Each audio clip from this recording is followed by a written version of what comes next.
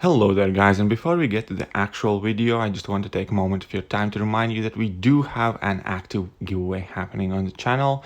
We are giving away Xbox One and Beats headphones. All you have to do to enter the giveaway is subscribe to my channel, subscribe to Trill Era channel who are sponsoring this giveaway for me, follow me and them on Instagram, and have this or any other of my videos shared at least on one of your social media accounts. And that's it. 3 simple steps will take you a minute to have a chance to win this wonderful Xbox and Beats headphones. Super easy to enter. All the links will be left in video description below to help you out do it quicker. And that's about it. I will be doing the draw live on this channel as soon as we reach 20,000 subscribers, so do not hesitate, hit that sub button, tell your friends, tell them to hit the sub button and follow us on Instagram, and perhaps you will be the lucky one to walk away with an Xbox One. So today we're back again with another alliance war, and I did not have too many fights in this war. However, it is my first war back in NY, and so we're starting off on path 6, and first opponent is Brute Force, all or nothing thing. So as we all know, Brute Force isn't really kind of Quake's strong suit. However, she can still do that fight. We are putting on a 30% champion boost and I think a small health boost, but I am not running suicides, so I felt that I would like to have some extra damage, and also Brute Force will chip away at me at times, so some more health would definitely be useful. And that's about it. We're ready to jump in this fight. So as I mentioned before, it's all or nothing, Brute Force the thing. And as we can see, immediately that timer starts its countdown, so my goal kind of is to parry, light hit him, and because it's all or nothing, I don't have to worry if I push him past 1 bar of power, so that kind of works out perfectly for me.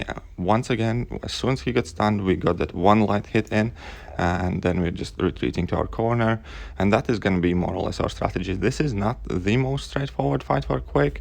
However, when it comes to taking on all or nothing thing, I don't also think it's a bad option.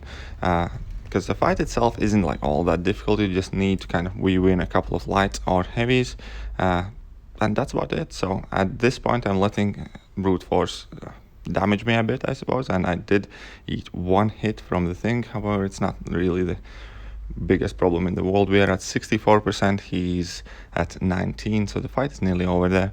So long as we don't get hit too much again, we should be perfectly fine to finish out this fight in just over a minute.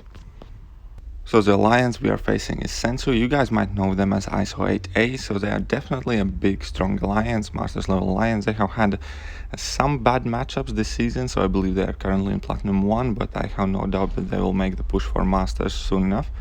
And now we are giving my Quake a single health potion before getting in the next fight with Loki. Now Loki is again on fisticuffs and all or nothing, so this isn't like overly tricky fight because I don't have to worry about him throwing his level 1, and Quake should be able to handle it fine.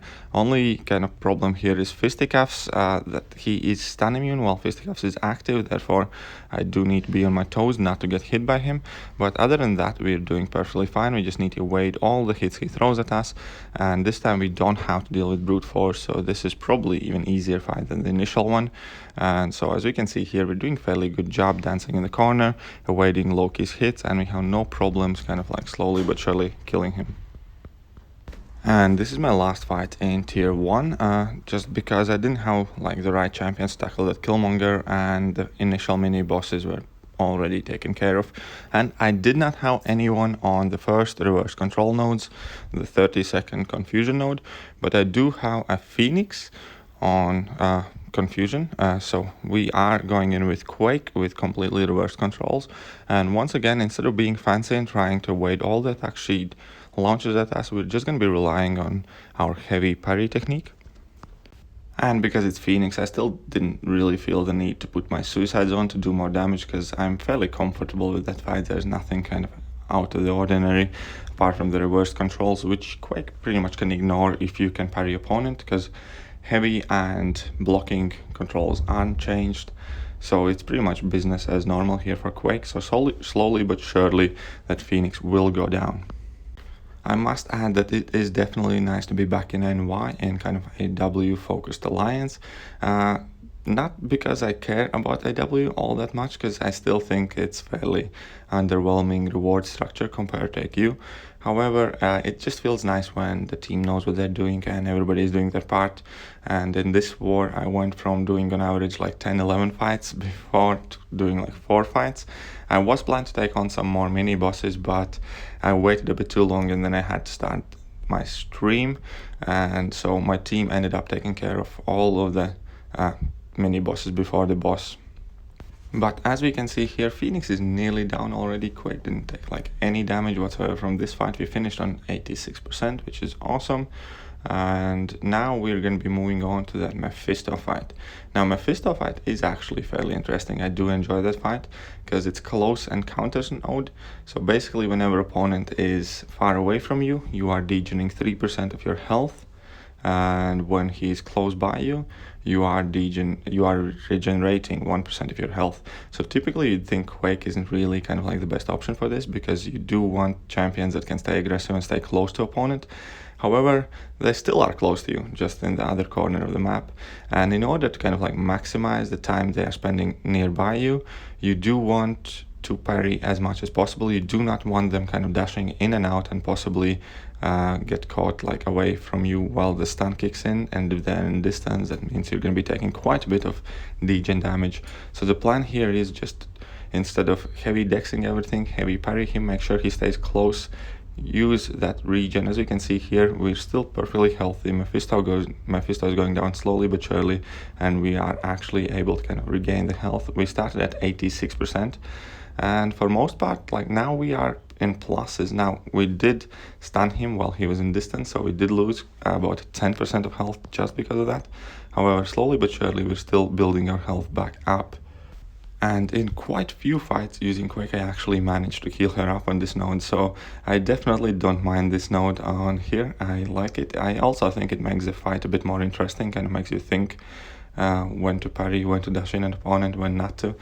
So definitely I do enjoy this node with Quake. And besides, she's perfect counter for Mephisto, so you couldn't ask for anything more, I suppose. And this is actually going to be my last fight of the war, because as I mentioned, I was scheduled to take some of the middle mini bosses down. However, I had started my stream and my alliance mates just finished it before I was able to finish my stream. So we did end up winning this war, which is awesome. It was a really good and close war, so definitely a good war to guys over at Sensu. And that will kind of be me more or less done for today. I hope you guys enjoyed the video. If you did, don't forget to hit that like button, sub button. Do enter the giveaway for a chance to win Xbox, and I'm gonna catch you guys soon. Later.